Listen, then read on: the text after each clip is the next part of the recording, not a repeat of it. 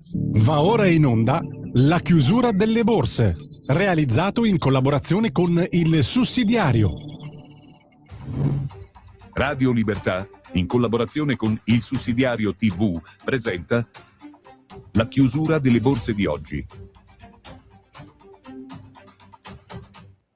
Giovedì 2 luglio veniamo all'aggiornamento sulle borse, partiamo oltreoceano. Standard & Poor's negativo l'andamento, meno 0,04%, 7.480 la quota punti, 52.672 la quota punti per Dow Jones, percentuale verde 0,71, meno 1,13% per Nasdaq con una quota punti di 29.473, 2.996 per Russell 2000, meno 0,54%. Vediamo insieme il VIX, l'indice di volatilità, altresì detto indice della paura, 16,6.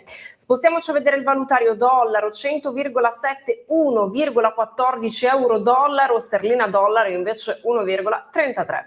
Materie prime, oro cresce con una percentuale in verde del 2,33%, siamo a 4.125 dollari all'oncia, 67 dollari al barile per il petrolio.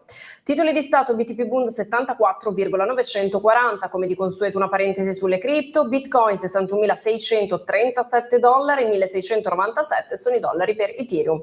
Sono le 17.31, concluse quindi le contrattazioni da un minuto esatto in Piazza Affari, partiamo proprio dall'indice di casa nostra, chiude in verde in positivo FTSE MIB 1,55% con una quota punti di 52.403 e tutto in verde anche per i restanti indici dell'Eurozona che adesso vi leggo. CAC 40 chiude con 1,66%, 8.475 la quota punti, 19.693 la quota punti per il mercato spagnolo, la percentuale per Ibex 35 1,48%, 2,02 per il DAX, 25.546 la quota.